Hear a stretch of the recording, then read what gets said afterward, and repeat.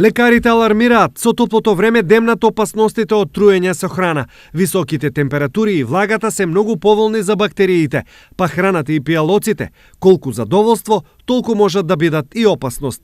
Најчести бактерии кои предизвикуваат труење се салмонела, ешерихија коли и стафилококите. Типични симптоми се гадење, повраќање и диареја. Ваквите симптоми може да предизвикат дехидрација, која во најтешките случаи може да биде опасна по живот. Мерки на предпазливост во летниот период кои што ние лекарите ги препорачуваме најчесто опфаќаат често и темелно миење на рацете, потоа миење на храната, посебно на зеленчукот и овошјето и секако чување на храната во фрижидер и тоа храна од типот на јајца, месо, млеко и млечни производи. Граѓаните најмногу се сомневаат во производителите на храна, а самите веќе преземаат мерки за заштита. Па кој е затоплено, времето таа треба да се фрле храна што не е испрана, мислам.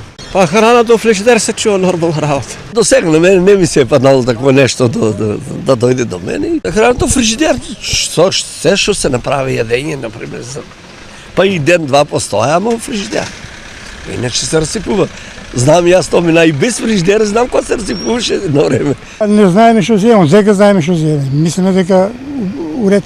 Иако повеќето луѓе стравуваат од труење во рестораните, кафулињата и продавниците, статистиката вели дека најголем дел од труењата настануваат во домовите. Според тоа, лекарите даваат препораки како да се чува и постапува со храната. Доколку пациентите почувствуваат симптоми кои што можат да асоцираат на труење со храна, пред се би требало да се јават кај својот матичен лекар, да се ова состојба потврди и според инструкциите на лекарот да се придржуваат кон консумирање на течности, консумирање на полесна храна и секако земање на ординираната терапија. Доколку се почитуваат препораките на лекарите, место за паника нема. Иако масовното индустриско производство на храна и пијалоци ретко ни дава до знаење што се внесуваме во себе, сепак високата предпазливост може до одредена мера да ни гарантира безбедност во овие неколку ризични месеци од годината.